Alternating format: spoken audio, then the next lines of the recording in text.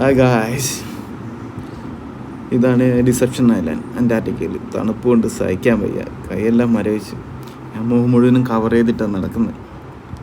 പക്ഷെ ഇതാണെന്ന് വെച്ചാൽ വോൾക്കാനോ ഐലാൻഡാണ്. വോൾക്കാനോ പൊട്ടിയുണ്ടായ ഐലാൻഡാണ്. അവിടെ ഇതിപ്പോഴും ആക്റ്റീവായ വോൾക്കാനോ ഉണ്ട്. സോ നമ്മളിവിടുത്തെ റിസർച്ചിങ് സെൻറ്റർ ഒന്ന് വിസിറ്റ് ചെയ്യാൻ വന്നതാണ്. സോ ഈ ക്ലൈമറ്റ് കണ്ടാൽ മനസ്സിലാവുമല്ലോ എത്രമാത്രം തണുപ്പുണ്ടെന്ന്. നിൽക്കാൻ പറ്റുന്നില്ല. എത്രയും വേഗം തിരിച്ച് ക്രൂസിലേക്ക് പോകണം.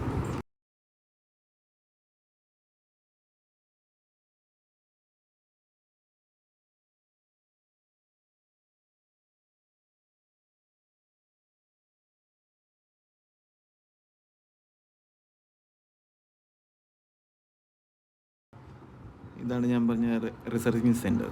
ഇത് ഇത്രയും വർഷത്തെ പഴക്കമുണ്ട്. പക്ഷെ മഞ്ഞിലായിരുന്നുകൊണ്ട് അത് ഇപ്പോഴും സ്ട്രോങ് ആയിട്ടിരിക്കുക. വെയിലൊന്നും വലുതായിട്ട് അടിക്കത്തില്ല, അടിക്കും. ഇവിടെ സമ്മറാകുമ്പം കുറച്ചും കൂടെ മെൽറ്റാവും, ഐസെല്ലാം പോകും. ഇവിടെ മറ്റേ മരുഭൂമി പോലെ കാണാൻ പറ്റും. ഇതിപ്പം 0 എന്താണ് ഇവിടുത്തെ ക്ലൈമറ്റ്. ഇവിടുത്തെ ടെമ്പറേച്ചർ ഫ്രീസിങ്ങാണ്. പക്ഷെ നമ്മളിങ്ങനെ നടന്ന് ഇവിടുത്തെ സ്ഥലങ്ങളൊക്കെ കണ്ടുകൊണ്ടിരിക്കുക. ഇവിടെ പഴയ റിസർച്ചിങ് സെൻറ്ററും പിന്നെ മഞ്ഞും പെൻഗ്വിനൊക്കെ കണ്ടുകൊണ്ടിരിക്കുക. സോ ഞാൻ എൻ്റെ ഫ്രണ്ടിനെ ഫോളോ ചെയ്യാം.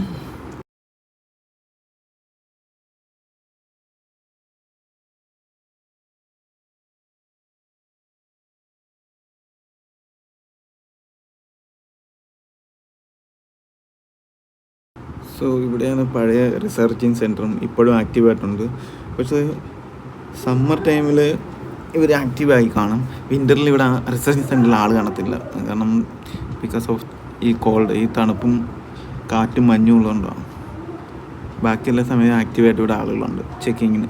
എസ്പെഷ്യലി ഇവർ വോൾക്കാനോ ആക്ടിവേഷൻ എങ്ങനെയാണെന്ന് അറിയാൻ വേണ്ടിയും പെൻഗ്വിൻ്റെ ഇതിനും സ്റ്റഡി ചെയ്യുന്നുണ്ട്. സോ ഞാനിവിടെ ഓരോ സ്റ്റെപ്പ് എടുത്ത് വയ്ക്കുന്നത് പേടിച്ചിട്ടാണ്. കാരണം കാല് വയ്ക്കുമ്പം മഞ്ഞിടിച്ച് താഴെ പോയിക്കൊണ്ടിരിക്കുക. അത് മീൻസ് ഇത് മെൽറ്റായിക്കൊണ്ടിരിക്കുക. ഇതിപ്പോൾ സമ്മറല്ലേ. സോ ഓരോ സ്റ്റെപ്പ് ഞാൻ സൂക്ഷിച്ച് വയ്ക്കാം.